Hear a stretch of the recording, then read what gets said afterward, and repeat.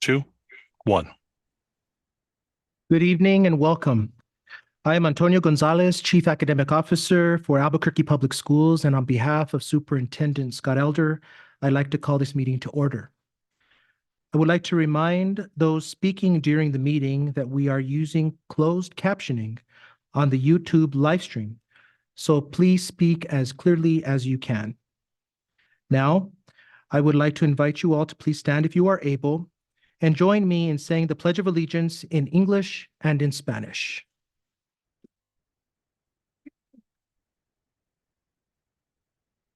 I pledge allegiance to the flag of the United States of America and to the republic for which it stands, one nation, under God, indivisible, with liberty and justice for all. Juro fidelidad a la bandera de los Estados Unidos de América, la república que representa una nación bajo Dios, indivisible, con libertad y justicia para todos.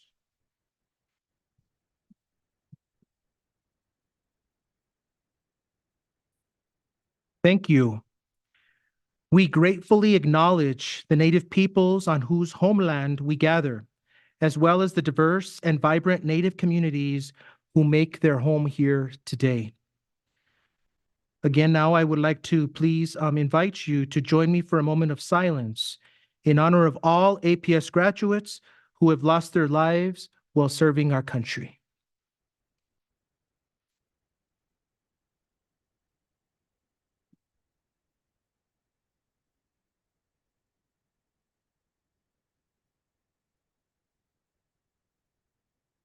Thank you. Now I would like to introduce Superintendent Scott Elder, who is joining us remotely this evening. Superintendent Elder, welcome. Thank you, Dr. Gonzalez. It's wonderful to be with you all tonight, even if I am over 1,000 miles away. I know Board Member Top Romero, you're just a smidge further out than that, and your place is much warmer than where I am. But it is great to be here because this is such a wonderful night. I'm also really disappointed to miss tonight because I really enjoyed last year getting to whack that gavel. And I won't get to have that fun tonight, so it'll be great. But this is a wonderful night. I really didn't want to miss this occasion when our new board members of the Albuquerque Public Schools Board of Education take the oath of office. I want to welcome everyone joining us tonight, whether in person or virtually. That includes the 4 remaining APS board members, Danielle Gonzalez, Crystal Tapia Romero, Josefina Dominguez, and Courtney Jackson, as well as our 3 new board members, Janelle Astorga, representing District 1, Ronaldo Tom Warito, representing District 2, and Heather Benavides, representing District 4. I welcome also to the families and friends of our new board members and to the esteemed judges who will soon swear in our new members. You know, the world is changing at an ever-increasing rate. The idea of having a meeting like this where I can attend from so far away was foreign to us just a few years ago. But we're changing, and preparing children for the challenges ahead is one of our community's most daunting tasks. As community leaders, these newly elected board members have committed to dedicating their time and energy to facing these challenges so we can improve outcomes for all APS students. I just want to say to you, thank you for stepping up to serve our students, their families, our employees, and the APS community. So let's begin the ceremony. I'm going to turn the baton back to Dr. Gonzalez, or the gavel in this case. As he calls your name, please go to the podium to take the oath of office. And after you are sworn in, you will be invited to say a few words, and then we will take some photos. And again, congratulations to you all. Thank you, Dr. Gonzalez. Thank you, Superintendent Elder. And now, the moment we've all been waiting for, the oath of our new members. Congratulations. And at this time, I would like to invite the Honorable Alma C. Robertson and Board Member-elect Janelle Astorga to the podium for the oath of office.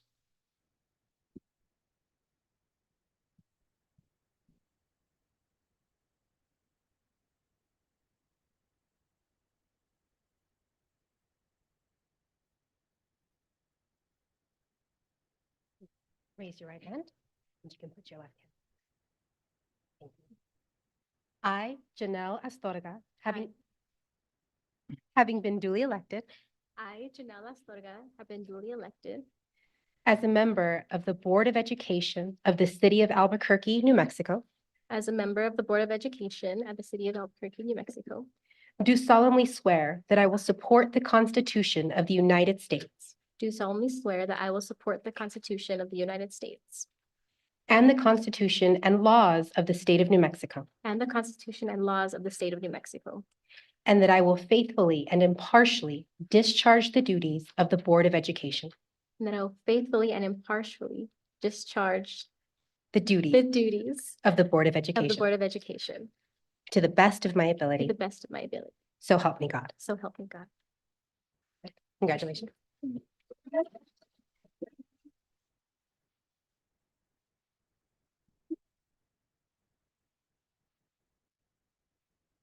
Board Member Astorga, before you leave the podium, we'd like to invite you to share a few words if you'd like to. After she signs her life away.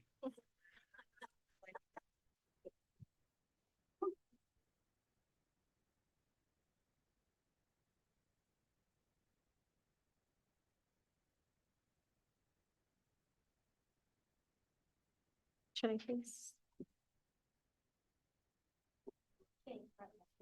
Don't want to have my back to y'all. So. Okay.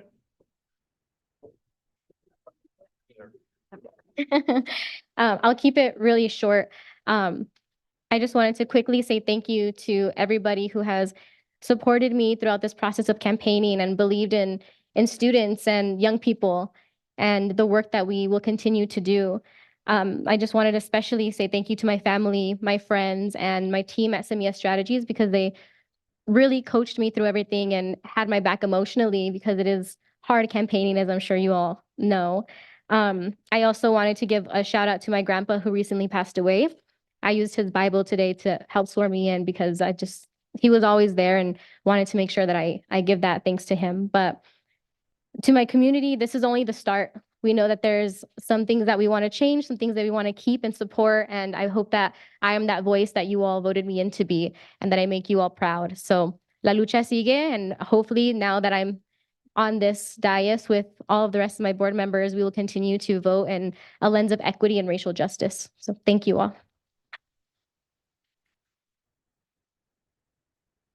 Oh, my family, if you can please come up.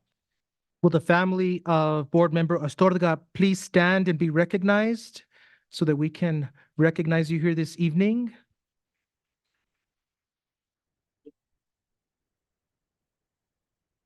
I'd like to invite the family of Board Member Astorga forward for a few pictures to be taken with our newly sworn in board member.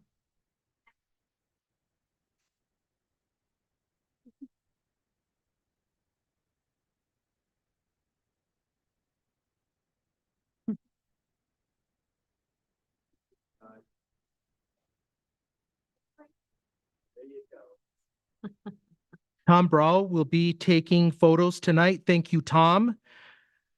The first photo will be of the board member and her family.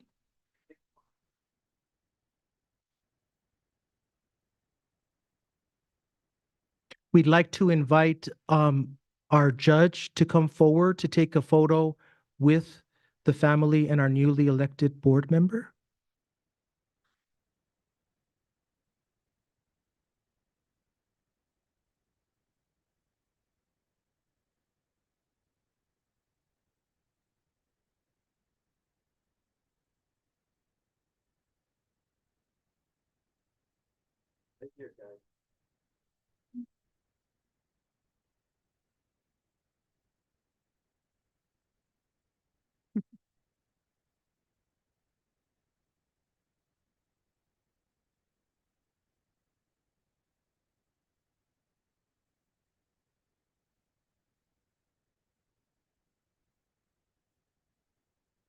Congratulations.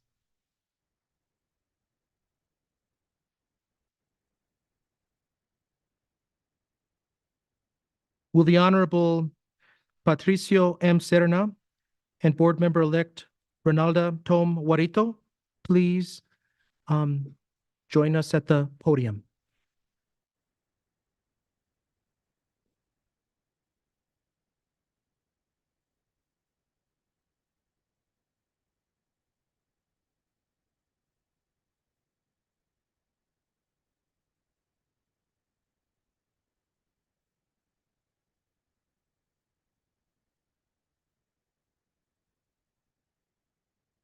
Good afternoon.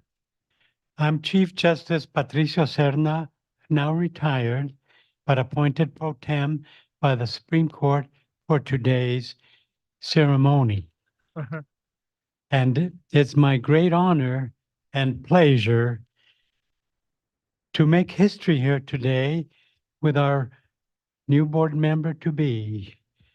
Ronalda Tom Guarito will be the very first Native American school board member in the history of the Albuquerque School Board. And so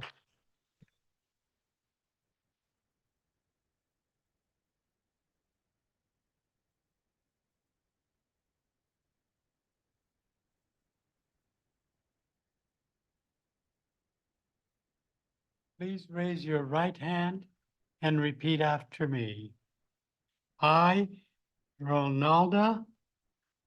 repeat, I, Ronalda Tom Tone Guarito, Warito, having been duly elected having been duly elected as a member as a member of the Board of Education of the Board of Education of the City of Albuquerque, of the City of Albuquerque, New Mexico, New Mexico, do solemnly swear do solemnly swear that I will support that I will support the Constitution the Constitution of the United States of the United States and the Constitution and laws and the Constitution and laws of the State of New Mexico, of the State of New Mexico, and that I will faithfully and that I will faithfully and impartially and impartially discharge the duties discharge the duties of the Board of Education of the Board of Education to the best of my ability. to the best of my ability. So help me God. So help me God.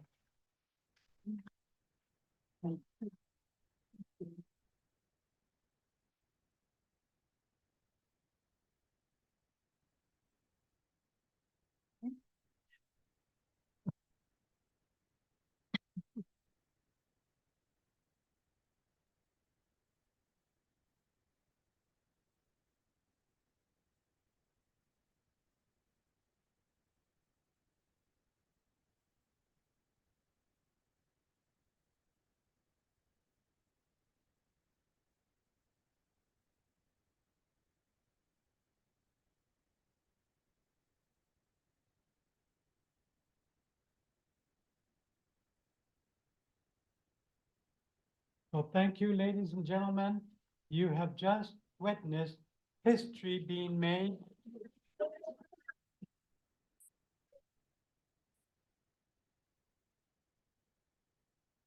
You will do an outstanding job for all people of New Mexico. Thank you.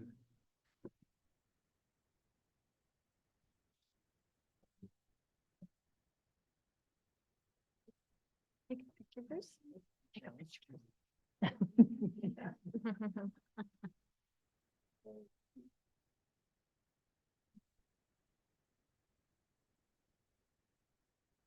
Thank you. Thank you very much. And now, Board Member Tom Guarito, if you would be so gracious to share a few words with us. I love the mic. Kidding. No, I just really want to fall upon, and this is something that have always really tried to inform everyone, that I have a great-great-grandmother who walked the long walk of the Navajos in 1863, just south of here. And to acknowledge Native American people and our students within this district is vital. Many of you who don't know why the Street Indian School was named what it was. And when you go to the just south part of past 12th Street, where Indian School resides, was once the place where all our Native children were attending schools. And APS had no Native children that were acknowledged within these schools. There are 30 children, maybe more, of their graves that lie there, based on the Indian boarding school.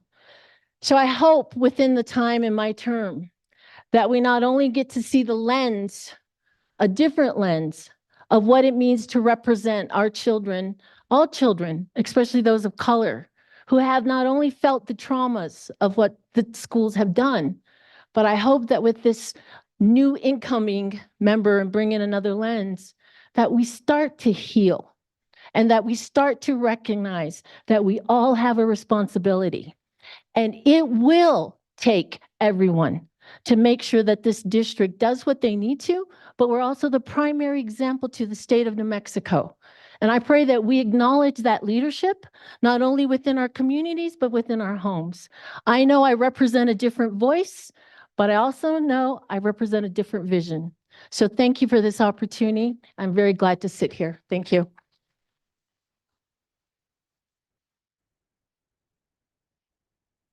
Would the family of Board Member Tom Morito please stand so we can recognize you?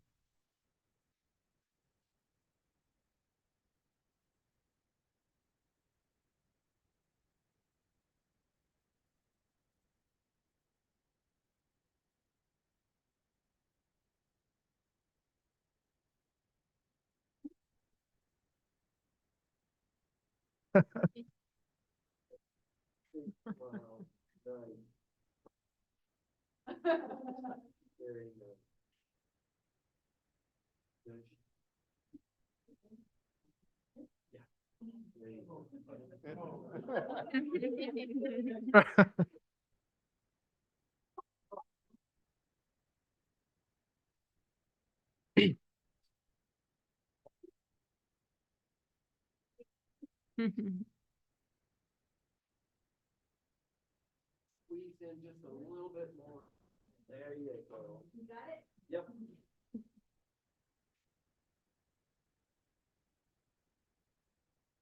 Thank you all so much.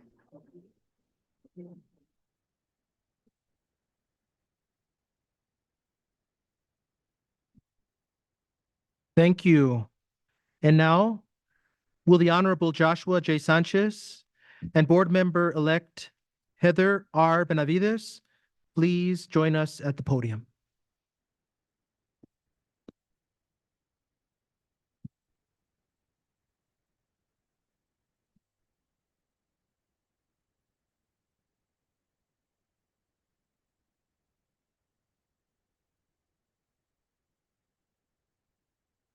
Good evening, everyone. My name is Joshua Sanchez. I'm the Chief Judge at Bernalillo's Metropolitan Court. I'm sorry that we're following up. Our swearing in was such a historic swearing in from Ronaldo. I feel like we should have saved her to go last. But I do have it not on very good authority, but I do have it on not good authority that we're also making history tonight as I'm swearing in my wife.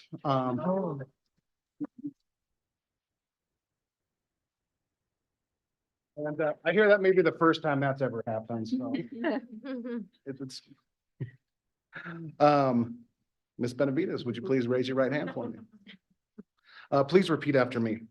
I, Heather R. Benavides, I, Heather R. Benavides, having been duly elected having been duly elected as a member of the Board of Education as a member of the Board of Education of the City of Albuquerque, New Mexico, of the City of Albuquerque, New Mexico, do solemnly swear do solemnly swear that I will support the Constitution of the United States that I will support the Constitution of the United States and the Constitution and laws of the State of New Mexico, and the Constitution and laws of the State of New Mexico, and that I will faithfully and impartially and that I will faithfully and impartially discharge the duties of the Board of Education discharge the duties of the Board of Education to the best of my ability, to the best of my ability. so help me God. So help me God.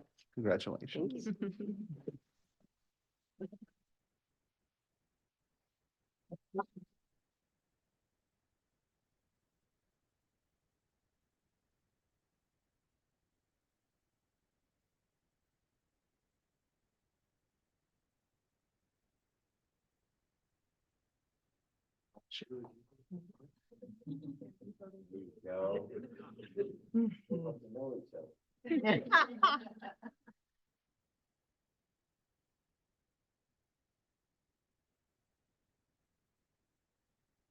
And at this time, we'd like to invite our newly sworn in board member, Benavides, to share a few words with us.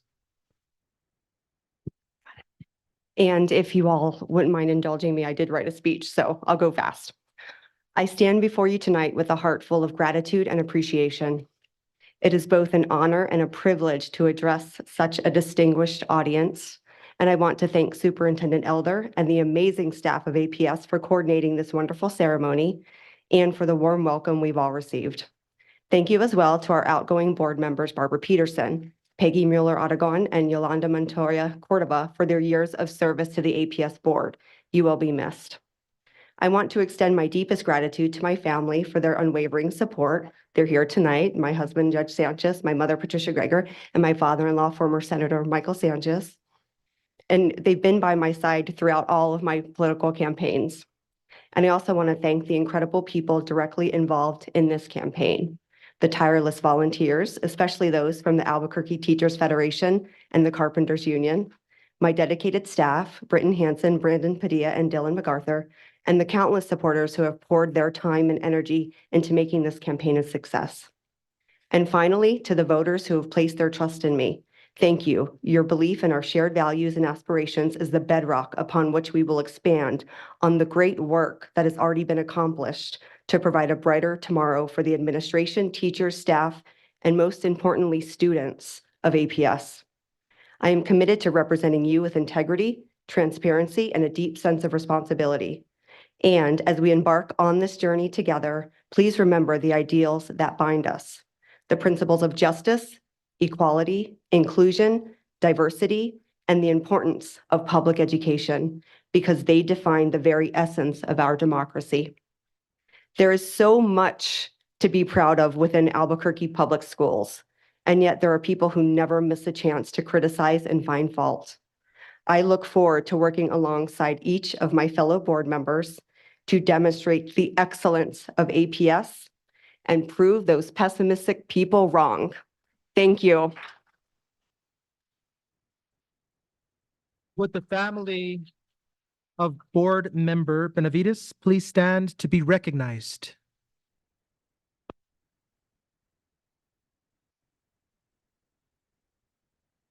And join her at the podium for some photos, please.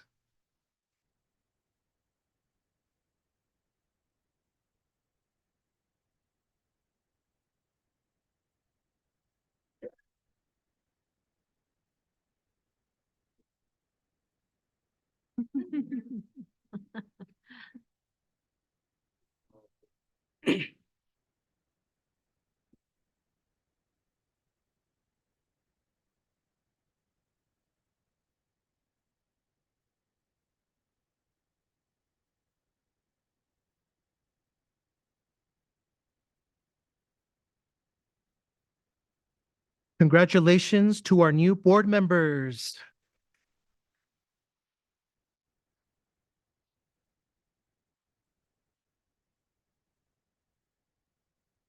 We would also like to thank the families of our board members for all of their support of these elected officials as they take their seats. Let's give them another thank you.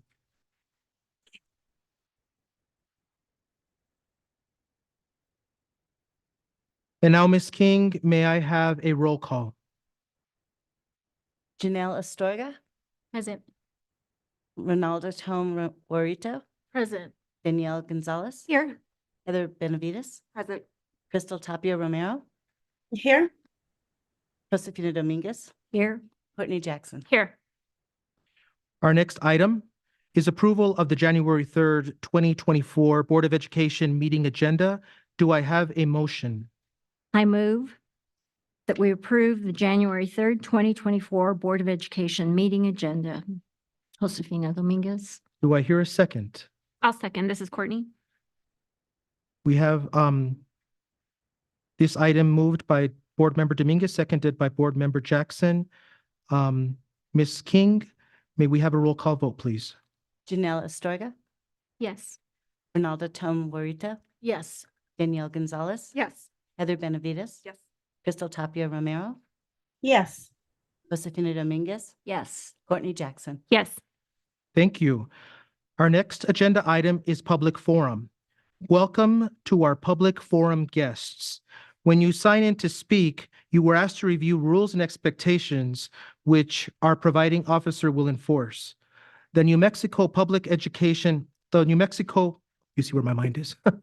The New Mexico Open Meetings Act requires that our agendas specify in advance items discussed and voted on during the meeting. Therefore, public forum isn't a dialogue among speakers and board members, but rather a chance to hear from our community. We will call participants to speak in the order they signed up. Those in person will be asked to come to the microphone in the center aisle at the back of the room when called.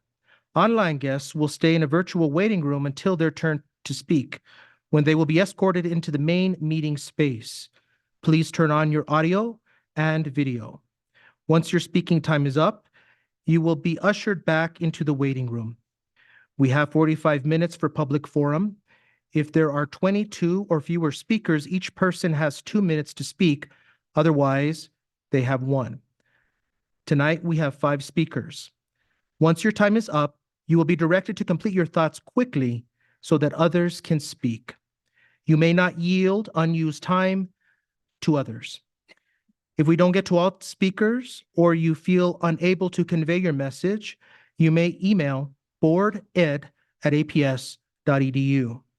In addition, a representative from our service center is here to assist you in the back of the room. And at this time, I will turn it over to Mr. Gonzalez to introduce our public forum speakers. Thank you, Dr. Gonzalez. Our first speaker this evening will be in person. Amelia Robertson. Hi. When you begin speaking, you'll have 2 minutes. Members of the board, good evening. Happy New Year. My name is Amelia Robertson. I'm here as a parent of a 3rd grade student in APS. I know it's uncommon for parents to come and speak when things are going well, but there are a lot of things that I wanted to bring up that I'm very grateful for, especially in light of the new faces that we have on the board, new faces that will be coming in school administration. I'm very grateful for the teachers, staff, and administration at my daughter's school for ensuring that the class is a safe and welcoming place for all students to learn. And I'm grateful for the policies that APS has put in place to make sure that that the school is a safe and welcoming place to learn. In particular, I'm extremely grateful for seeing in the classrooms and libraries when I've gone to visit my daughter's class, course materials, reading materials that reflect the beautiful diversity of Albuquerque. As a queer woman, my daughter's growing up in a home with 2 moms. I'm very grateful for the fact that she can see in the material in her schools things that reflect her lived experience. And I'm grateful that her classmates who may be Black or Indigenous, who may be of lower income, can see course materials that reflect their experiences as well. Because if we want our kids to learn to read and write, what better to read than about people they know? What better to write than their own experiences? Support for all the kids in my daughter's classroom goes beyond just reading materials, though. I'm, of course, very grateful that everyone in her school gets 2 square meals 5 days a week. Her school gets free breakfast and lunch to kids, some of whom may have parents that are unable to buy the nutritious food that they'd like to. I'm very grateful for the humane and compassionate approach to behavioral problems that I've seen at the school. Guidance counselors and teachers have gone out of their way to correct behavior without going out of their way to punish, and that keeps the school welcoming for kids who may be acting out due to situations at home beyond their control. Of course. In short, I'm grateful for a lot of policies that are going well, and I hope that the new board continues to build upon this foundation going forward into the new year. Thank you very much. Thank you. Our next speaker is on Zoom, Ashton Hill. Ashton, are you there? Yes, can you hear me? I can. You have 2 minutes once you begin speaking. Thank you. Good evening. Happy New Year to everyone, and I hope your holidays were good. My name is Ashton. I am a transgender man. I graduated APS in 2010. I started socially transitioning in 2012 and hormonally in 2014. With new board members joining, I hope we will be turning a new page of true acceptance and inclusion of trans and queer folk as a whole. I am hopeful that we will look to proven, peer-reviewed science, studies that very blatantly tell us how loving and accepting trans and queer kids is the best suicide prevention we have available to us. I also hope that the whitewashing and censoring of New Mexico history can be undone. There are many issues with our educational system that need some serious elbow grease to fix. I am hopeful that the new board members are up to this task and they will use rational thinking to make common sense policies to continue to protect all kids, all teachers, and all staff in APS system. When we are exposed to new ideas and new experiences and new people, we gain a deeper understanding of what it means to be a part of this planet. Every triumph stirs pride within us, and every defeat sorrow. Yet, with recent national and world events, I believe it is very clear that hiding away atrocities and violence against different minorities to save a few folks from feelings that make them uncomfortable has caused great harm and long-lasting negative effects on our society. While I do not have the answer to this problem, one thing we can all do better all do to better ourselves and our communities is to learn about each other and to stop being so afraid of things that are different from what we are normally interacting with. New Mexico is becoming a safe place for minorities who are fleeing persecution within their own country. If we cannot be honest with how New Mexico became a state, what has transpired within its borders, and who to this day is still deeply affected by both good and bad, how can we truly be safe for everyone? How Mr. can Hill, we I'm gather? sorry, Mr. Hill, I have to stop you. You've gone over 2 minutes. I need you to wrap up in a very quick sentence. Okay. Thank you all for doing what you're doing, and this is an amazing historic day. Thank you. Thank you.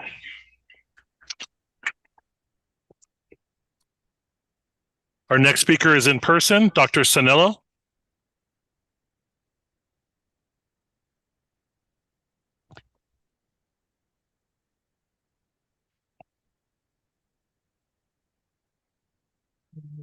For the 3 new members. Thank you, sir. You have 2 minutes once you begin speaking.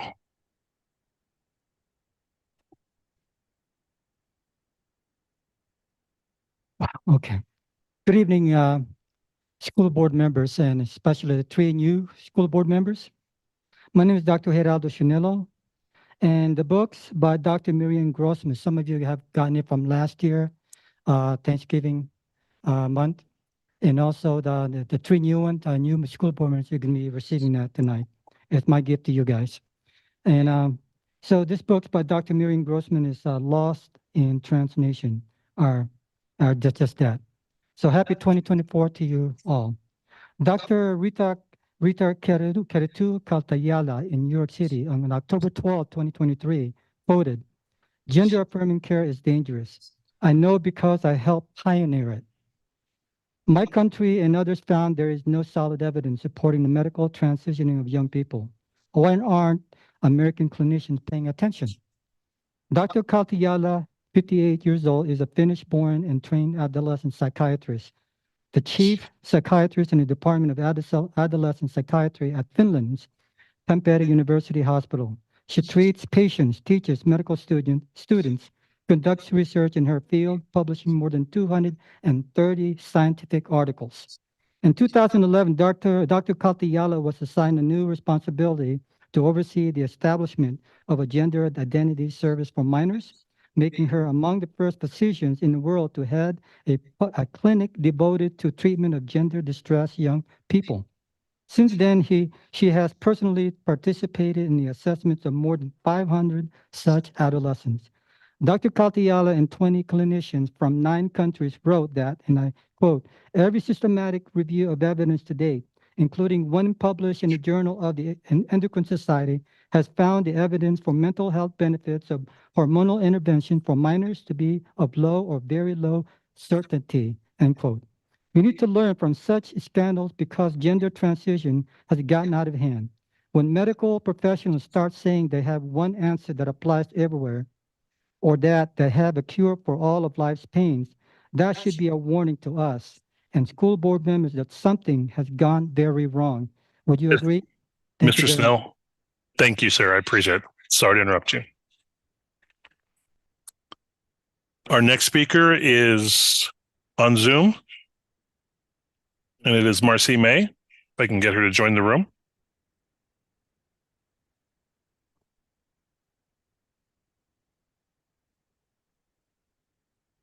Marcy's coming in now. Marcy, are you there?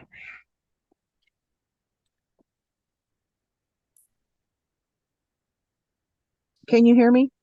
Yes, ma'am. You have 2 minutes once you begin speaking.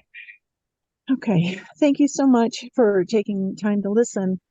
As I'm listening to the oaths that have been taken for our new board members, I know that they are saying that they're there to support the Constitution of the United States and of New Mexico and of the laws of New Mexico. But I want to remind you guys that there were several laws that were passed with regards to gender affirming care that are repugnant to the Constitution. And under Marbury versus Madison, any law that is not that is repugnant to the Constitution is void. This is something that's going to need to be vigorously discussed. And I want to encourage, I definitely want to encourage the discovery of what was going on in the Indian schools.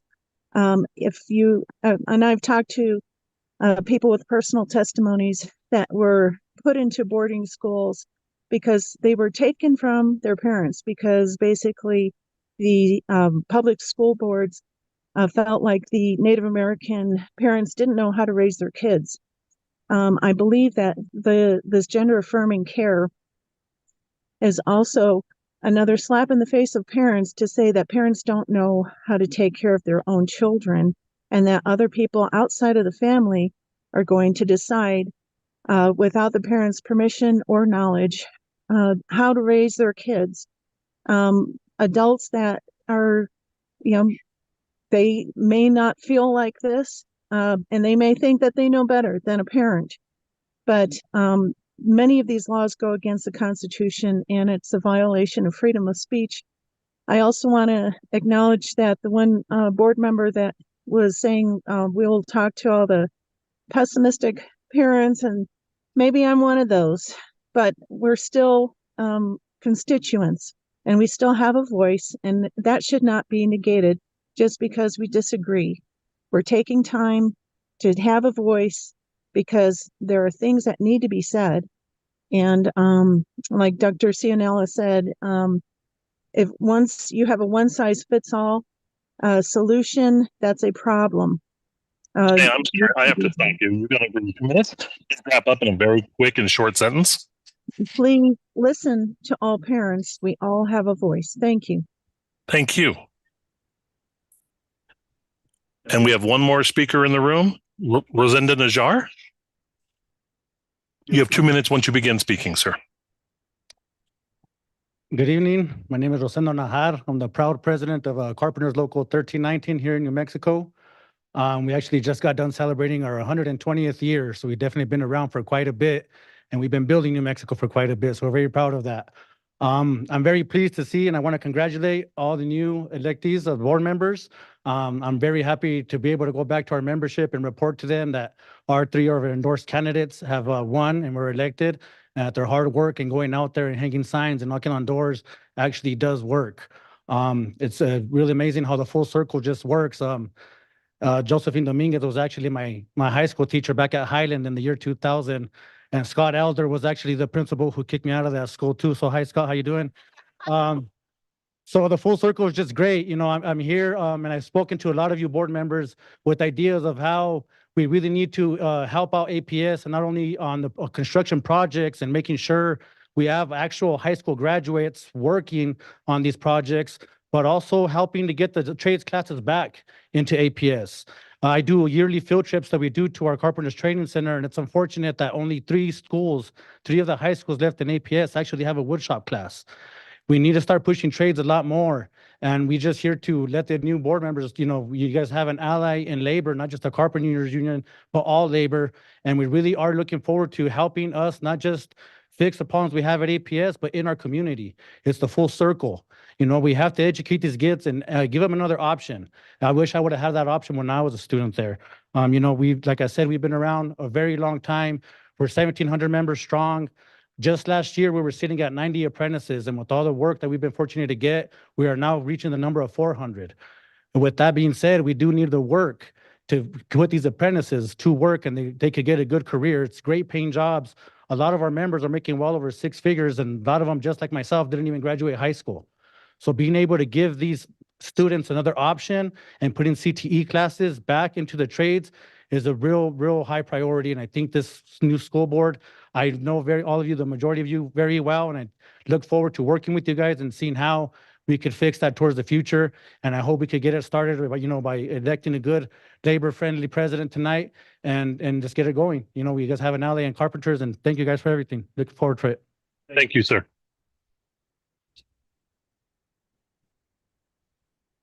The board members, Dr. Gonzalez, that concludes public forum.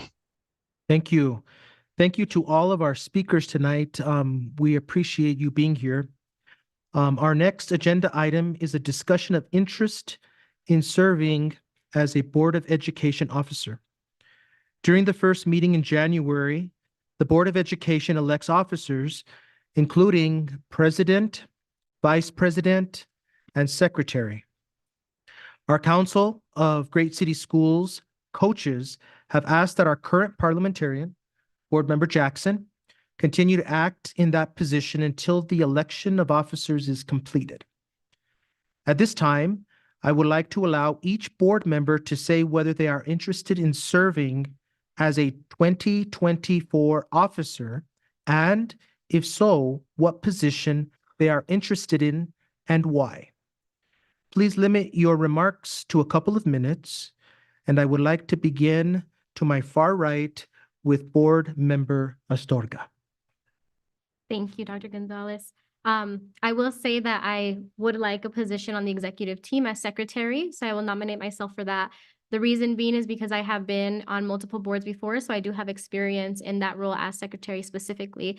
I also understand that this is a critical moment for us to provide input when it comes to agenda setting and, you know, just different things that we want to see on school boards. So I want to make sure to bring the voice of my constituents in that executive team. And obviously it's not one person. We still have, you know, 6 other board members that we'll make those decisions together with. But I do believe that a young person needs to have a voice at the forefront of this board. So that is the reason I would like to be secretary.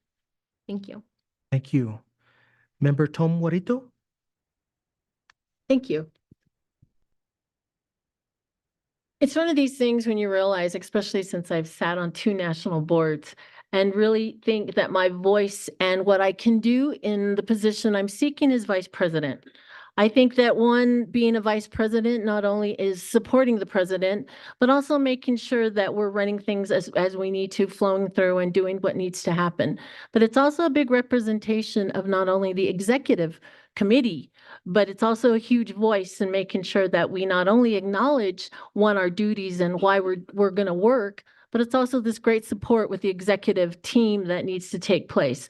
I do know I'm one to make sure things are going through. I do also make sure there's accountability, and I make sure that we are following through and not staying stagnant. My biggest concern right now is that we need to be fair representation of our communities and the issues at hand, and that we need to continually realize that we have to work together in order for our children to succeed and to be who they need to be within this city. Thank you. Thank you. Member Gonzalez? Thank you, Dr. Gonzalez. I'm Danielle Gonzalez. I represent District 3 and would like to share that I'm interested in serving as president of the next board. I have spent my entire career in education policy specifically, but I also began my career as a teacher on the U.S.-Mexico border, very intentionally working to teach English learners and to teach Mexican nationals and to help live into this ideal of education as the tool for advancing the American dream, which I very much believe. In addition to having spent my career in education with a focus on educational equity, educational justice, and racial justice, I'm also a parent to 4 school-age students. My kids are 7, 11, 13, and 14. And so I've lived with them through the pandemic. That's the reason I ran, and I bring that perspective to the table to everything I do, to every decision I make is always student-focused. I am also, as I've shared, a proud product of Albuquerque Public Schools, as is my whole family, and I wear that badge with honor. I'm proud of APS. I have also served during the last couple of years as a fellow for the National School Board Partners Fellowship Program, and have learned a tremendous amount from that, have had access to school board leaders from across the country, had access to a coach and to a mentor who themselves serve on school boards across the country, and so will bring that expertise as well. I was recently chosen to be a New Deal leader, a national program for progressive leaders, one of only 3 school board members nationally, and also recently nominated to serve on the National Assessment Governing Board, another national education board. During my time on the last 2 years on the board, I have been very active, serving as the chair of the policy committee and working to advance multiple policies to improve instruction and academics here in APS. I also worked diligently to pass our policy on smart gun storage and to improve gun safety in our schools. I worked to bring SOFG, to student outcomes focused governance, to our board, to bring us our coach and to get us committed to those goals and guardrails, and ultimately to the strategic plan, which, if elected president, I will work diligently to continue to advance and to implement that. Particularly, I want to say Guardrail 3, which is posted here around the room, which is really clear that we are committed to high quality instruction, culturally and linguistically responsive instruction for our kids, and I will live that every day. The other, I think, top priority is strategic priority number 2, which is around rigorous instruction, working to ensure that every single student in APS in every classroom every day has access to grade level content, that every teacher in APS has access to the high quality professional development that they need. I bring a strong knowledge of APS policy, of education research and education equity, as well as strong grounding in Robert's rules and, as I mentioned before, the way other school boards operate. I have been focused this whole time on board work and being very clear about my role as a board member to stay in my board lane and to stay focused on strategy. And I wanted to share a little bit about my vision for as we move forward on this board. As I mentioned, staying committed to the goals, the guardrails, and the strategic plan, but I think most importantly to goal 4, which is around skills, habits of mind, and mindsets for our students, but also working really intently to ensure that we are building safe, equitable learning environments and focusing on school climate for our students. This is a huge shift for APS to have that. And I know it's critical that our next leader and our superintendent focuses on that as well. Finally, Guardrail 4 states that we are committed to voice and engagement. And if elected as your new president, I would like to work to actually bring a student member to serve on our board as well. I agree with member Astorga that the student voice, the youth voice is critically important. I think there's no better way to live into that than having a student serve up on this board as well. The biggest decision that we're going to make as a new board is going to be our next superintendent. And I am committed to staying focused on student outcomes, to choosing a leader who is focused on student outcomes, and then to supporting that leader and evaluating that leader to make sure we're working collectively to improve student outcomes. Thank you. Thank you. Member Benavides. Thank you, Dr. Gonzalez. So I think that as a new board member, I think for me, it's best to come in and learn the job before taking on a leadership position. And that's just the way I feel. But I will say that having had discussions, I am interested in serving as secretary. And I think that my experience as a current CEO, former municipal magistrate judge, lends itself well to the responsibilities and roles of this office. However, I do recognize that there are other interested parties in this position. And I want to reiterate my focus on working for students and not getting bogged down in political battles that might be self-serving, but not APS serving. And so no matter what happens, I am 100% committed to the role that I end up with, whether it be an executive level position or not. So thank you. Thank you. Member Dominguez. First, I want to thank the community for coming out to welcome our new board members. I see leaders, I'm proud to see leaders and members of the Carpenters Union, all of you in bright orange and yellow, ATF leaders, leaders from the United Voices for Newcomers' Rights, and Las Mujeronas de Asia toward the university, who are in the back. They do great work in the South Valley and are expanding. And to the many others, bienvenidos. My name is Josefina Elizabeth Dominguez, and my name carries with it the weight of a rich history, and that history comes to bear on the important work before us on this board.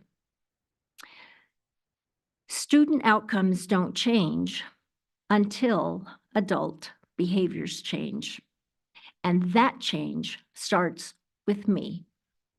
That change is informed, guided by my life experiences and the leadership training I have been part of for this past year, from January of 2023 all the way through December 30th of 2023. My personal history and the lived experience of not only my Indigenous grandmother, but also my Mexican migrant mother, my union leader father, and my public school experience as an English language learner provide me the lens by which to honor the pursuit of student outcomes. I understand the need to improve the educational journey for all APS students and families, and especially those students with similar rich cultural, linguistic, and labor-friendly histories to mine, which in turn enrich our schools and city. In fact, diversity is what Albuquerque parents and community, students, value most, documented in APS surveys of our community and verified by our community engagement events and outreach work. That diversity is and must be the bedrock of our goals, and it is certainly referenced in our guardrails as equity, something that we have yet to achieve, and culturally and linguistically relevant learning and teaching. Those goals and guardrails resonate with me at my core, which is why I'm offering my candidacy for board president.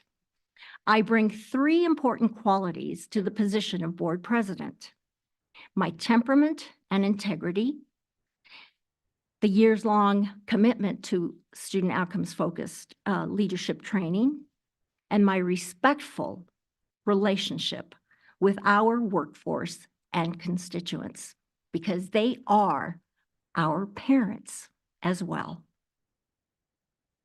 Thanks to 30 years of working as a classroom teacher, educator, I learned from students and families who span from the most privileged to the most disadvantaged to be a compassionate listener and a collaborative partner in education, to shed my ego in favor of preserving relationships, to be empathetic.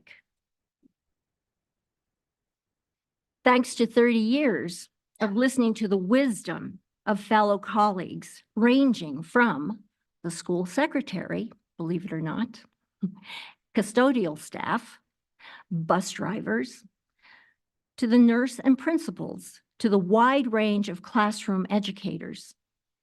I've learned to respect and to honor the thoughtful input of our workforce, who, by the way, again, I want to stress, they are our parents.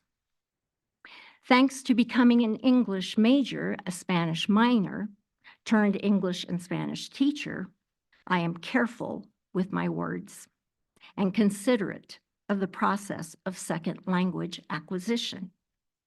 I know words can create unnecessary rifts and unleash awful unintended consequences. It was my students who taught me that I must either mend those rifts or lose the class.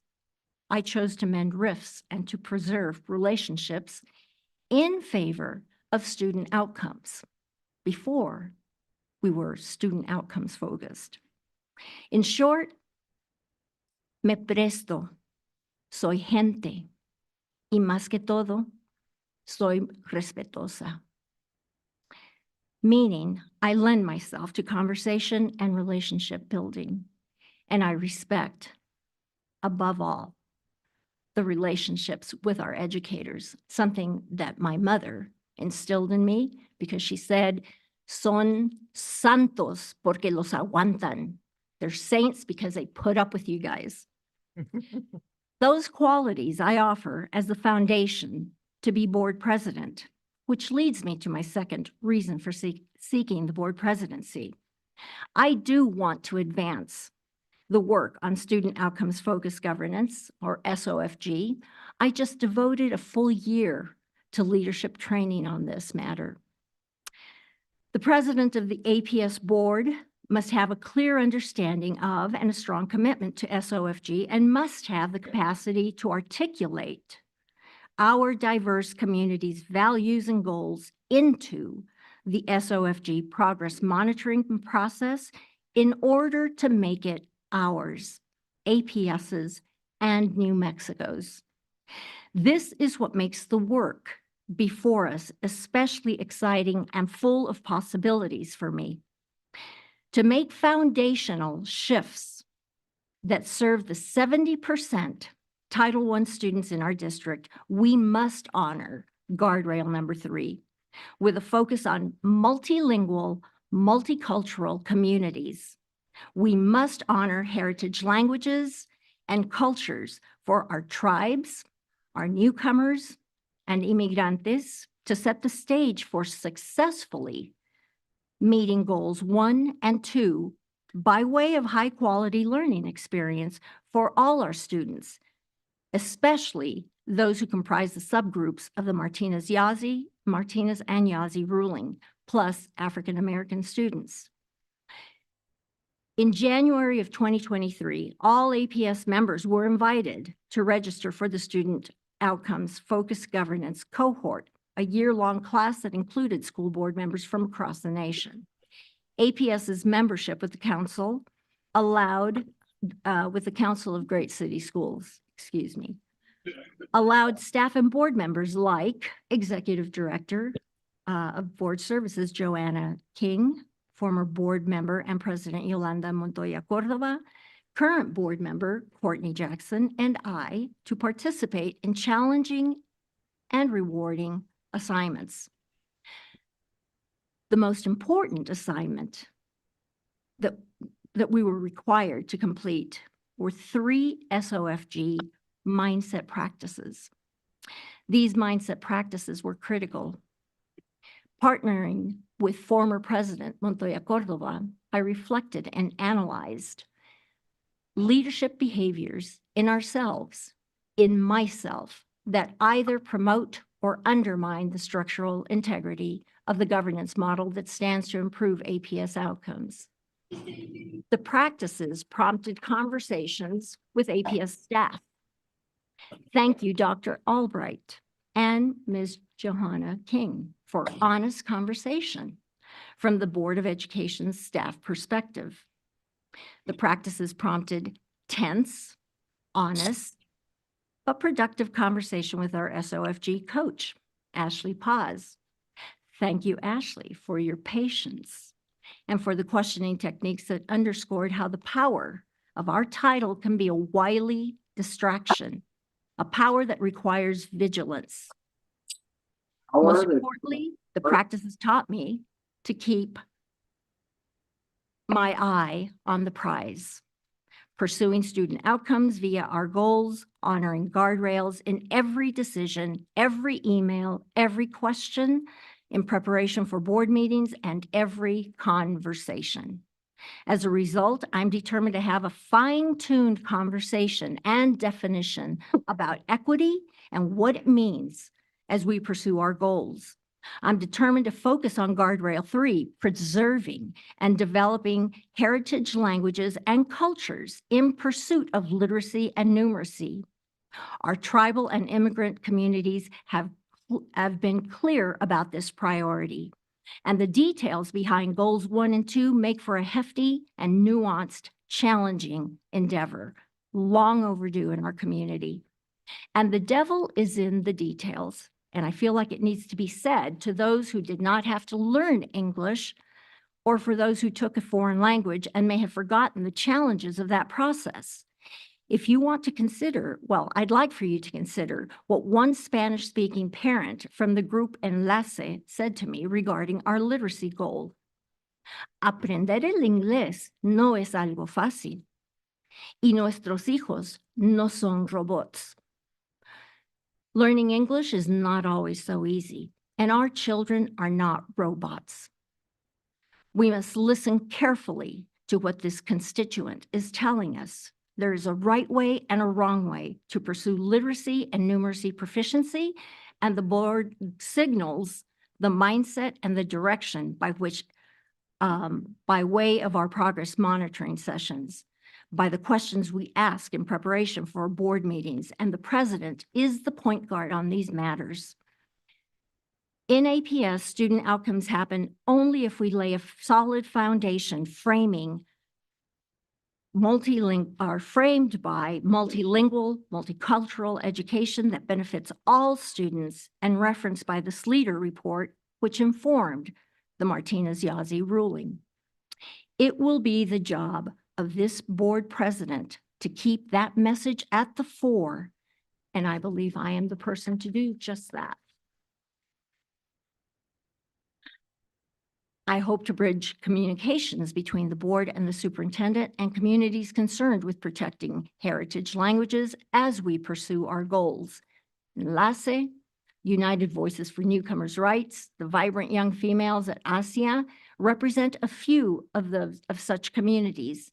And in the case of our tribal communities, Governor Abeyta, I heard you loud and clear at the last tribal summit. I hear your concern about having your language go extinct when only 10% of your children know that language. And it is the responsibility in some capacity that we must define to help our tribal communities in preserving and developing those tribal languages. And here's the greatest advantage. Done right, by keeping the focus on that key aspect of Guardrail 3, all children can benefit from this multilingual and multicultural approach. Lastly, and equally important, I have the relationship and the respect of our workforce, our frontline educators. They trust me to partner with them in this SOFG endeavor because they know I believe in their professionalism. They know I firmly believe the vast research that indicates educators in fact know what top quality learning and teaching are, what top quality professional development is. Educators don't need fixing. They need a respectful, collaborative partnership to address a systems problem.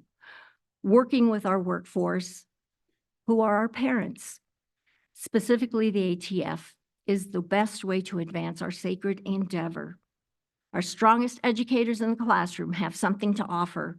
I know this because I was one of those educators, but I was rarely given the opportunity to share what I, as a Chicana and as a Mexicana Americana, as an inmigrante, was reading and preparing and doing in my classroom. Educators like me continue to feel dismissed, and I hope to instill a mindset that rectifies this. The responsibility to build a mindset, a board culture that breeds goodwill and collaboration, a board that signals to the superintendent and his cabinet that we expect the same goodwill and collaboration from the top down in service to our most vulnerable students, 70% of our student body. all that rests in us still. What I've shared tonight is my mindset, and it has served me well, and I believe it will serve me well as APS's president of the board if elected. Gracias y adelante. Thank you. Member Jackson? Yeah, can I just take a moment real quick though? Sal, can you turn the heat up just a little bit? Sorry, I'm like shaking over here. Yeah, thank you. No, I'm excited to embark on what this next year is going to bring. I'm excited to have new board members and new perspectives, and can't wait to see what this new year is going to bring. I've spent the last 2 years on the executive committee, sitting as the secretary, and have gained a lot of probably 10,000 foot knowledge of how board operations work. And through sitting on the executive committee, have learned a lot about how to set agendas and policy work and finance and all of that. So I think at this point, what I would be interested in is to sit as policy chair, maybe to move to a more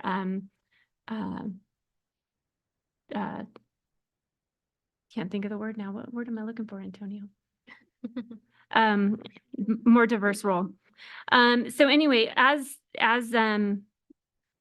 my last 2 years have brought me lots of experience. I have sat on several committees, including the Strategic Planning Consultant Committee that worked to hire the strategic planning consultant.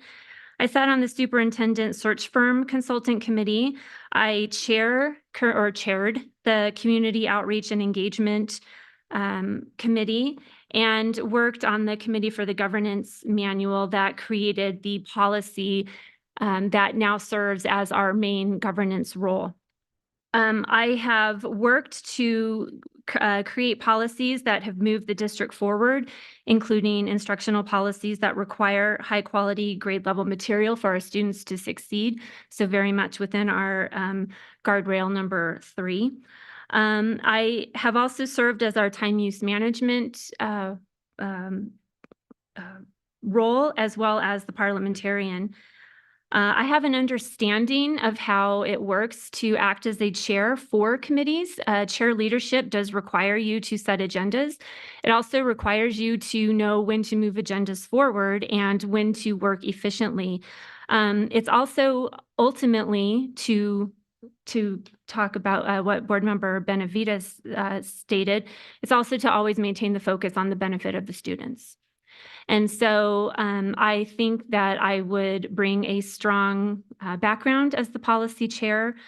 I can communicate effectively. I'm not going to say verbally right now because, let's be honest, but can communicate it very effectively through agenda setting, through writing. I do have an understanding of Robert's Rules of Orders, obviously sitting as the parliamentarian, and bring a good student outcomes focused approach to board governance. So I think moving forward, that is what I would be interested in, is to sit as policy chair. The other thing that I would like to state is it has been very apparent in my past 2 years. I do work very collaboratively. I can work with anyone. I can work through bipartisanship and through diverse philosophies. And my main role to be here is to focus on our students and to make sure that every single student in APS receives the best education that they deserve, no matter what area of town they live in. And sitting as a policy chair would enable us to guard that so that all of our kids can continue to move forward with the strategic plan that we have created based on the student outcomes focused framework that we have worked so hard over the last 2 years to bring to the board. So that's what I'm interested in. Thank you. Member Tapia Romero.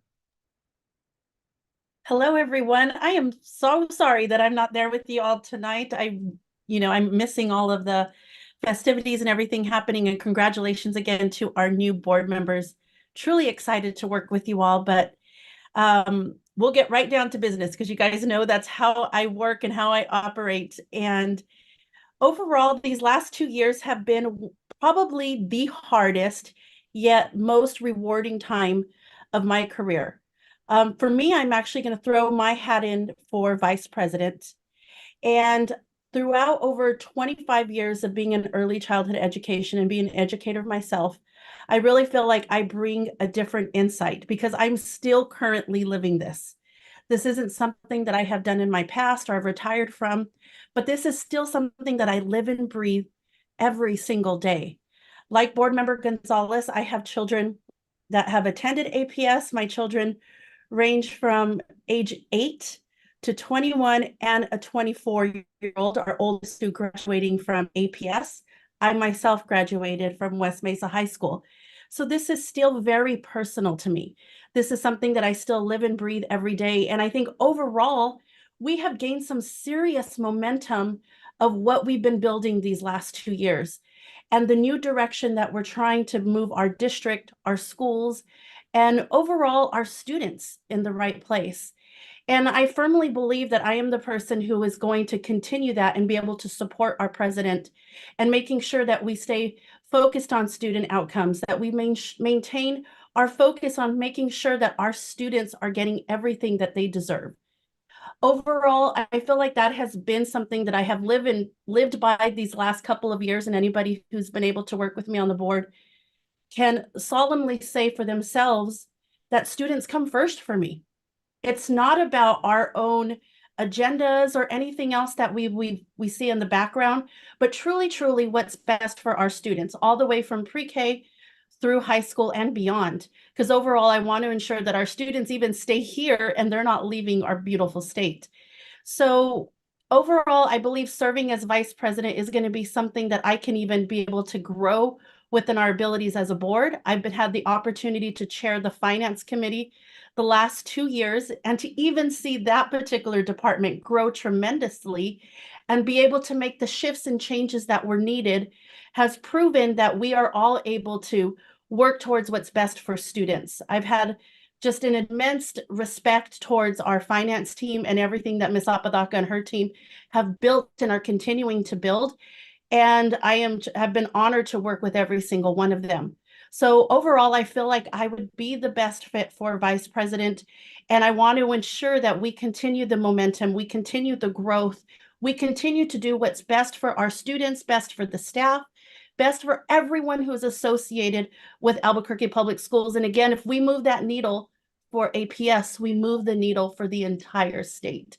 So overall, that's it. You know me, I will get straight to the point.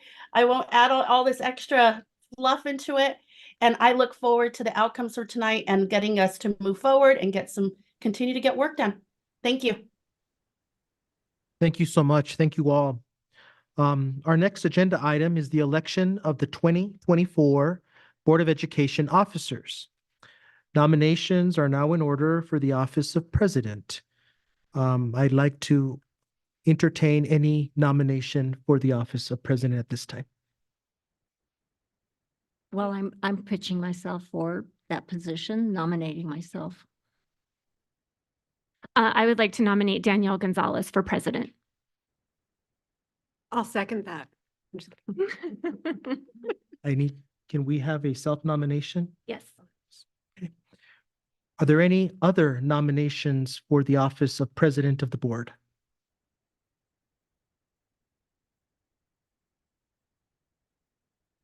If not, nominations are now closed, and I'd like to give just a moment to both nominees.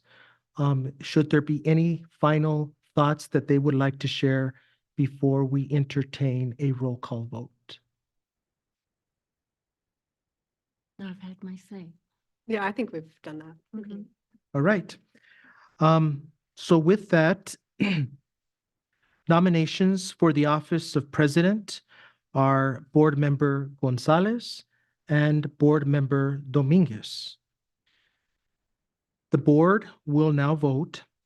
When your name is called, please state the name of the nominee you are voting for.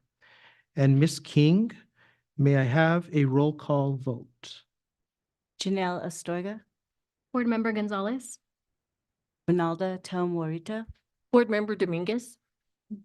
Danielle Gonzalez, For myself, Board Member Gonzalez.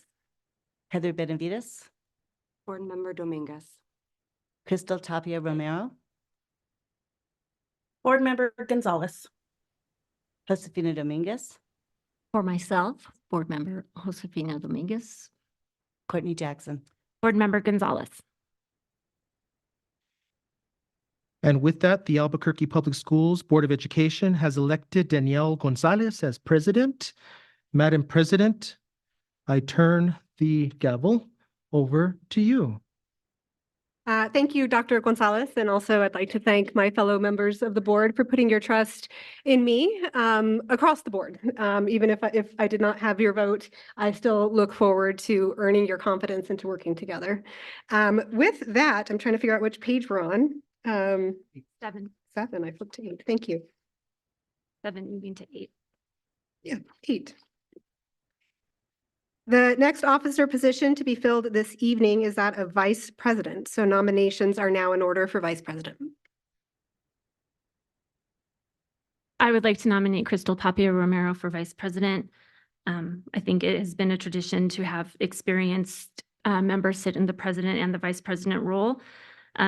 She obviously has the experience as the committee chair and has proven herself to work collaboratively. And I think it's just very important that we have experience as VPs. Are there any other nominations for the office of vice president? Yes, I'd like to nominate newly elected and sworn in Ronaldo Warito Tom. I think she brings a wealth of knowledge and she brings a very important perspective that has been lacking and is long overdue. Great, thank you. We have nominations on the floor for member Crystal Tapia Romero and member Ronaldo Tomé Warito. Are there any further nominations for the office of vice president?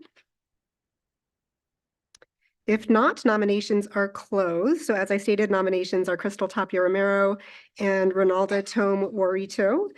Would either of you like to add anything else before we move to a vote? Yes.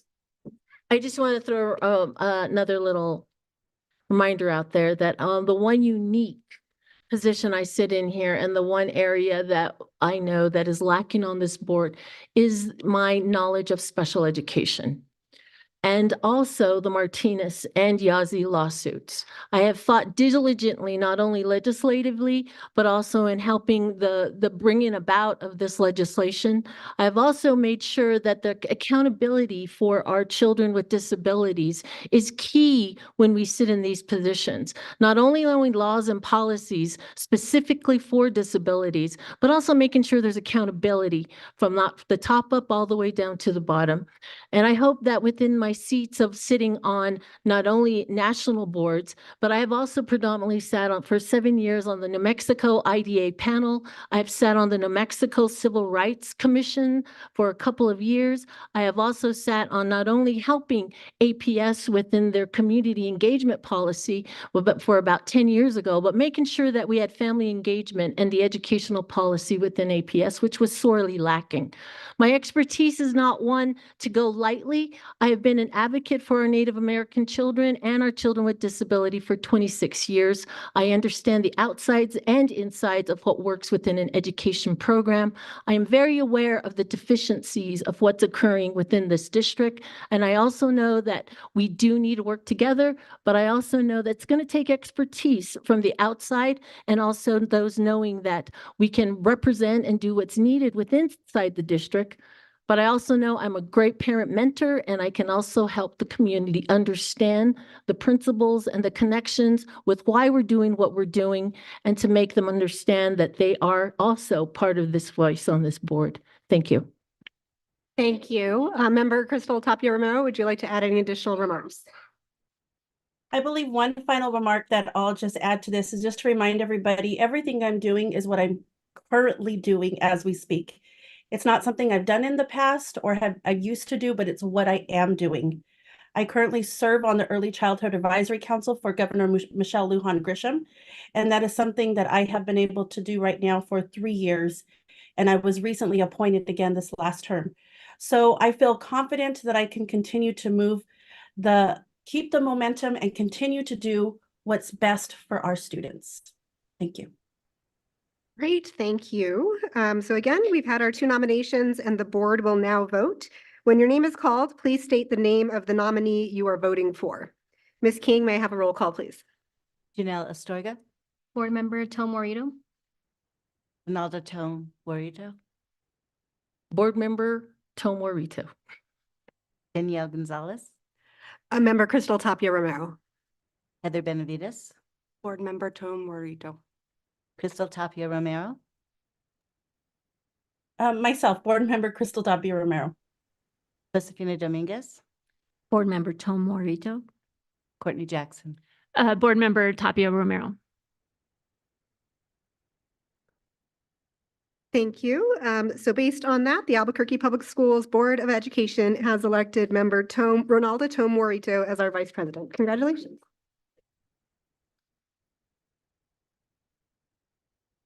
The next officer position to be filled this evening is that of secretary. Nominations are now in order. I nominate myself, Janelle Astorga. And I nominate myself, Heather Benavides. Are there any further nominations for the office of secretary? If not, then nominations are closed. Nominations for secretary are as follows: member Janelle Astorga and member Heather Benavides. I would like to offer both of you the opportunity to share any additional remarks, and we'll start with member Astorga. Thank you. I just want to remind everybody here and watching that I have experience in education policy. I have experience inside the classroom. And one thing that I do not lack is listening to the voices of students, teachers, and community when it comes to sitting on the board. I do understand the role of secretary. Like I had mentioned before, I've been on multiple boards and have been a secretary, have been vice president and president. But with that, it's not about the position. It's about what we bring to the table and how we're going to move things forward. So I agree with Board Member Benavides that this is not about politics or the political moves. It's about making sure that our students are successful. And with that becomes change sometimes. And I think my more progressive outlook on policies and working within community and understanding social justice and what that looks like inside of education brings a different lens to this board, especially on the executive committee. And again, stating that I am the youngest person sitting on this board, which means I am the closest one to have been in schools, and I have not stopped being in schools. I've run youth programs. I have spoken to many different classrooms around social justice and what things need to be done to help our students achieve that success and make sure that we are proficient in anything that relates to academics. So I'm continuously working on that. That's my day job. That's what I do. And I will like to put that forward as your secretary. Thank you. Thank you. And member Benavides, would you like to add any additional remarks? Yes, thank you. I do agree that Board Member Astorga is highly qualified for this position, and thank you for putting your name in. I also do feel that I am highly qualified for this position, and I think that my motivation to do this, as I stated before, is not political, because nobody wins when we put our own politics and our own ambition above the needs of the people of the district. My motivation is really having been a parent for the last almost 21 years and seeing what my daughter experienced in the public school system, and the good and the bad and the ugly, and whatever I can do in any role, and specifically as the secretary of this board, I'm going to do to advance the causes of the students, simply because that's where my heart is. And I understand the diversity of the community. I honor that. I'm glad to be a part of it. And I don't think that any one of us up here has a patent on that. And so I think that it's really important for whoever holds this role to understand that we are working together and that we all are aligned in our focus on the students and their outcomes. And so with my experience as a current CEO, former municipal and magistrate judge, and how highly organized a secretary needs to be, I feel like I am perfect for this role. Thank you. Great, thank you, member Benavides. The board will now vote for the position of secretary. Again, when your name is called, please state the name of the nominee you are voting for. Ms. King, may I have a roll call, please? Janelle Astorga, Board Member Astorga. Ronaldo Tom Warita, Board Member Benavides. Danielle Gonzalez, Member Astorga, Heather Benavides, Board Member Benavides. Crystal Tapia Romero, Board Member Astorga, Josefina Dominguez, Board Member Benavides. Courtney Jackson. Board Member Astorga. thank you. The Albuquerque Public Schools Board of Education has elected Board Member Janelle Astorga as our next secretary. Congratulations.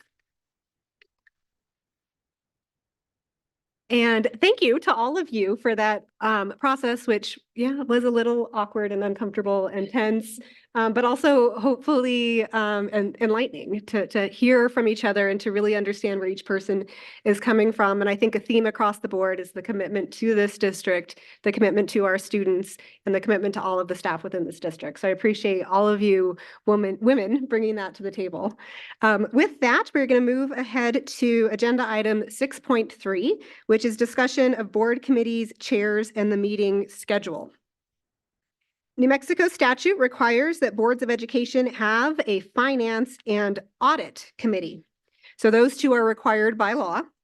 In addition, the APS Board of Education Governance Manual, which was approved last year, calls for a standing policy committee. So we'll be discussing tonight those three committees: audit, finance, and policy. Board members are all invited to use this time to talk about these committees, the structure, the membership, the chairmanship that you may be interested in. And we can also talk about meeting dates if that makes sense, if we want to go there. But I know sometimes that's painful to schedule in public with a group of 7 people, so we'll figure that out as we go. Board members interested in serving as committee chairs will share their positions for wanting that position. So this item is on the agenda, is just a discussion item. We'll start with Finance Committee. And so I'd just like to open up the floor to discussion on finance and hear who is interested in serving on this committee and chairing this committee. And if at this time, if you could also just share your interest, and then we won't come back around on that.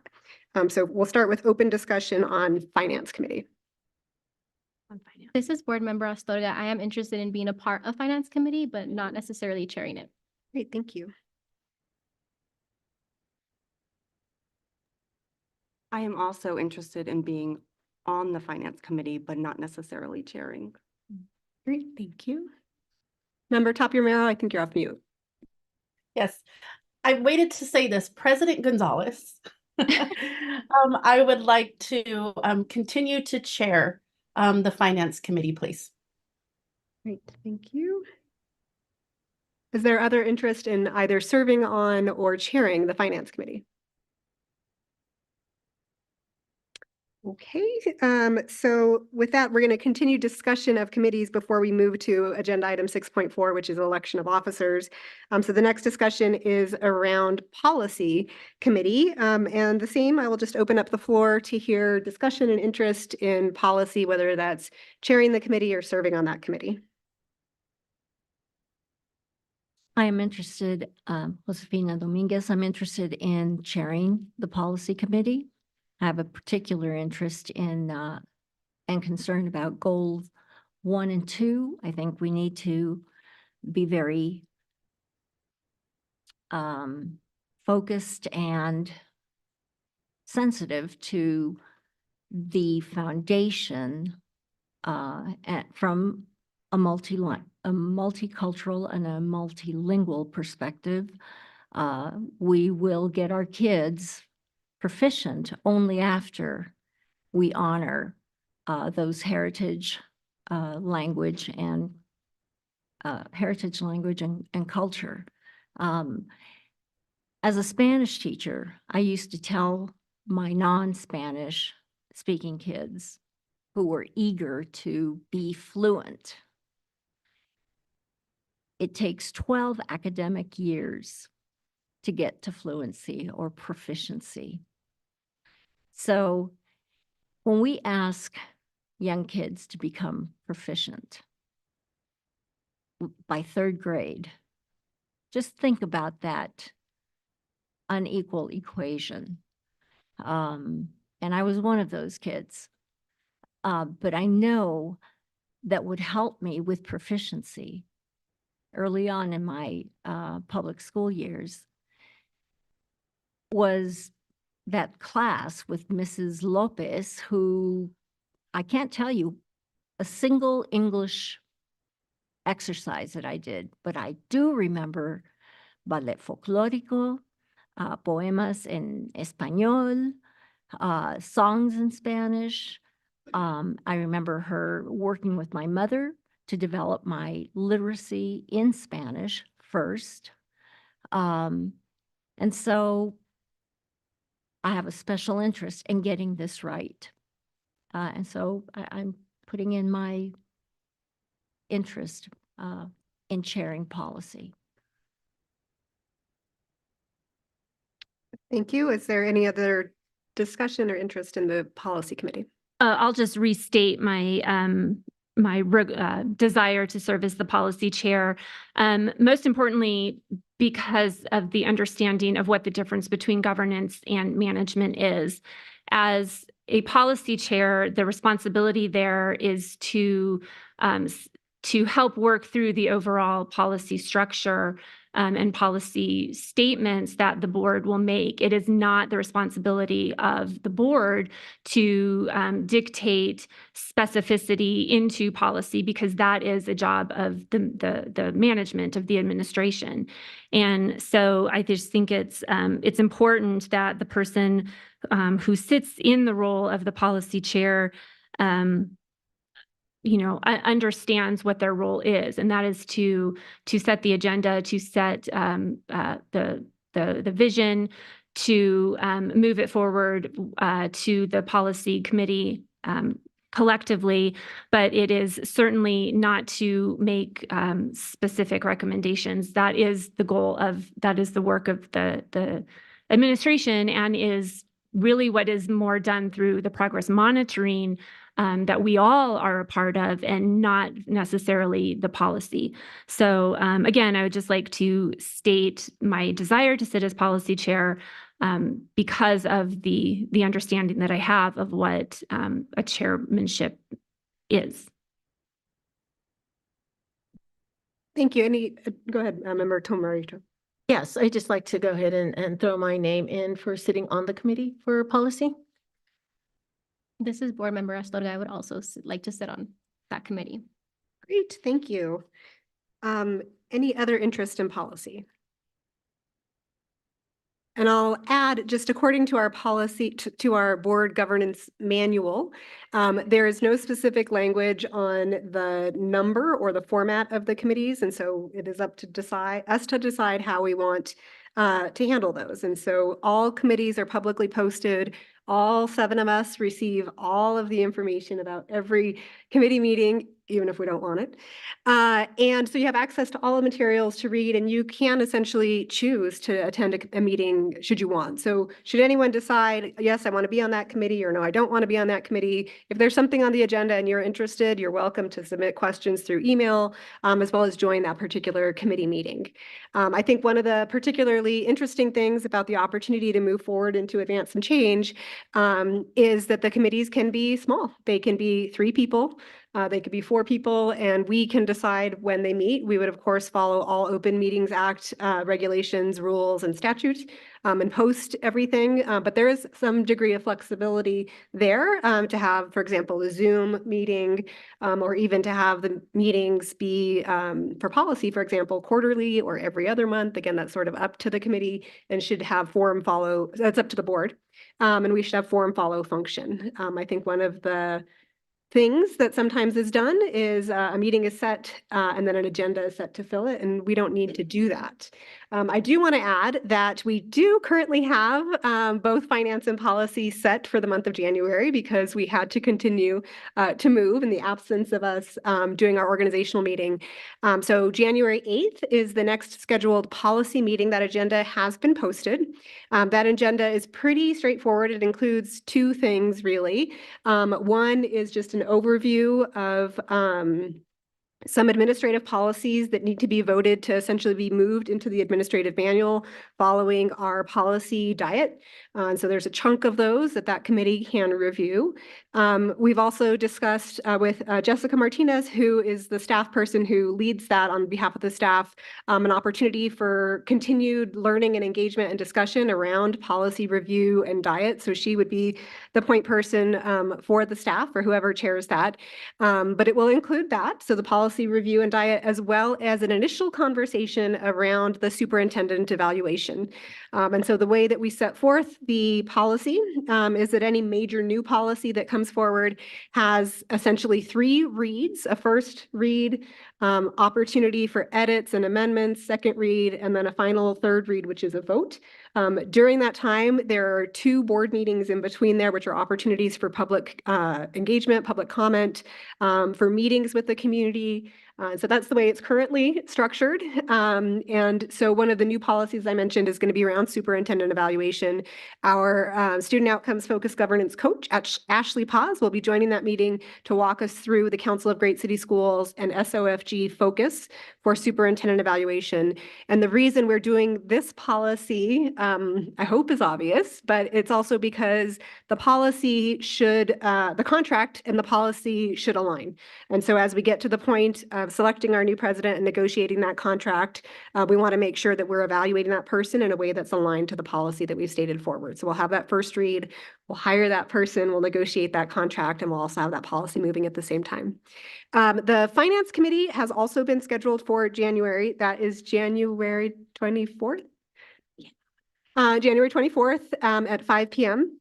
The way we have been running those meetings is because it's required by law and because there are specific, according to the PSAB, specific guidelines on what needs to be included in those meetings in terms of specific financial approvals. That does have to happen monthly, and it does have to have a board meeting afterwards to approve everything that gets moved in that finance committee. So that will need to be monthly no matter what. But again, the chair can determine the structure, the constitution, the timing of how and when that committee meets. But monthly, that committee will be considering and working with Renette Avalaka as the staff person from APS. So we'll be considering that agenda and have an opportunity to work with her and her team on moving that forward. And again, we also had an ad hoc finance, I don't remember what we called it, finance review committee that was myself, member Tapia Romero, and member Montoya Cordova, along with the staff and Ms. Apodaca, who worked with our legal counsel to determine what is legally required to be on every agenda and how we can streamline some of that as well. So there is a set of recommendations that will be brought forward with the finance team to try to streamline some of those meetings as well. So wanted to provide that additional context because the agenda does say we're going to talk about timing and setting meetings, but I did want to clarify that we do have 2 already on the agenda. And then I think from there, based on who is chairing and who is serving on the committees, we can work out additional scheduling. Does that make sense? Yes. Cool. Okay. Any other discussion around committees before we move to agenda item 6.4, which is the election of Board of Education committee chairs? The only thing, did you point out that the board vice president serves as audit committee chair?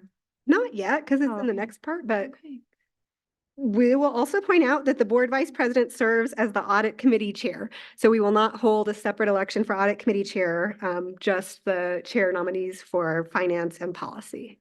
But thank you for that. All right, so with that, we'll go ahead and move forward to agenda item 6.4, which is election of 2024 Board of Education Committee chairs.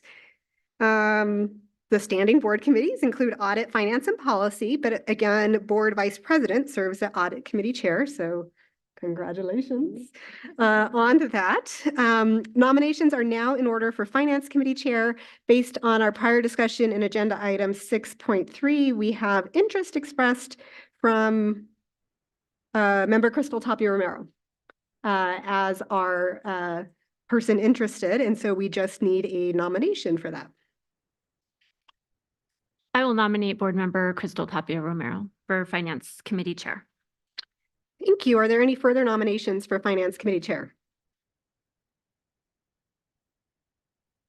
All right, if not, nominations are closed. So the nominations for Finance Committee Chair are as follows: Member Crystal Tapia Romero, and the board will now vote. So again, when your name is called, please state the name of the nominee you're voting for. Ms. King, may I have a roll call vote, please? Janelle Astorga, Member Tapia Romero. Ronaldo Morita, Member Tapia Romero. Danielle Gonzalez, Member Tapia Romero. Heather Benavides, Member Tapia Romero. Crystal Tapia Romero, Member Tapia Romero, Josefina Dominguez, Member Tapia Romero. Courtney Jackson. Board Member Tapia Romero. Thank you. So the Albuquerque Public Schools Board of Education has elected Member Tapia Romero in a surprise vote as Finance Committee Chair. So congratulations to you, Member Tapia Romero. The next position to be filled this evening is Policy Committee Chair. During our prior discussion, we had interest expressed from members Josefina Dominguez and Courtney Jackson, and nominations are now in order for Policy Committee Chair. I would like to nominate Board Member Courtney Jackson. And I would like to nominate Board Member Dominguez. Thank you. Are there any other nominations for Policy Committee Chair? All right, if not, then nominations are closed, and nominations for Policy Committee Chair are as follows: Member Courtney Jackson and Member Josefina Dominguez. The board will now vote. I think we got this down by now, but when your name is called, please state the name of the nominee you're voting for. Ms. King, may we have a roll call vote, please? Janelle Astorga, Member Dominguez. Ronaldo Morita, Member Dominguez. Danielle Gonzalez, Member Jackson. Heather Benavides, Member Dominguez. Crystal Tapia Romero, Member Jackson, Josefina Dominguez, Member Dominguez. Courtney Jackson. Myself, Courtney Jackson. Great, thank you. With that, the Albuquerque Public Schools Board of Education has elected Board Member Josefina Dominguez as Policy Committee Chair. Congratulations. And so I just want to, we had some discussion on who would like to serve on committees. And so I just will say for finance, we will have Member Tapia Romero as the chair, with interest from Member Astorga and Member Benavides in serving on that committee. And so when we have this January 24th committee meeting, those can be our members. But again, everyone is welcome, and we'll work through additional details of scheduling following the January 24th meeting along with Ms. Apolaca. And then when it comes to policy, we had interest expressed from Member Morito and Member Astorga. And so again, that next meeting is January 8th at 5 p.m. The agenda is already set for that meeting and already posted. And so we'll host that meeting, we will chair that meeting. And then after that, we can determine any changes we make to the composition or the timing or the schedule for that meeting as well. Or that, sorry, that committee as well. All right, so we're done. Fun first meeting. The next Board of Education meeting is set for January 17th, 2024 at 5 p.m. And the next special Board of Education meeting is January 24th at 5:15 p.m. or immediately following the Finance Committee meeting, which is before that at 5 p.m. Meetings are held at the Alice and Bruce King Educational Complex at 6400 Uptown Boulevard and live streamed at aps.edu. And with that, the meeting is adjourned. Oh, good job.